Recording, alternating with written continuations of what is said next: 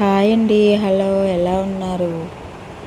ఈరోజు నేను అల్లం పచ్చడి చేస్తున్నాను టిఫిన్లోకి. అల్లం పచ్చడి ఫస్ట్ టైం చేస్తున్నానండి. నాకు కుదరదు, కానీ ట్రై చేస్తున్నాను. ఎలా ఉంటుందో తెలీదు.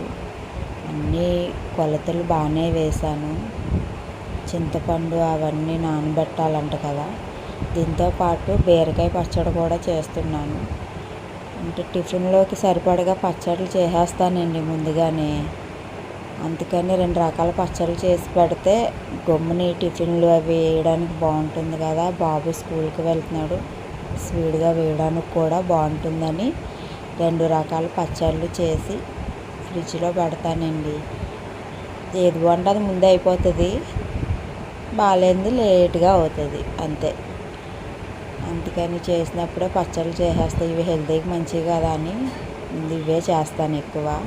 అల్లం పచ్చడి చేశాను, చాలా బాగుందండి, బాగానే కుదిరింది. అది ఫోటో కూడా తీసి తర్వాత పెడతాను.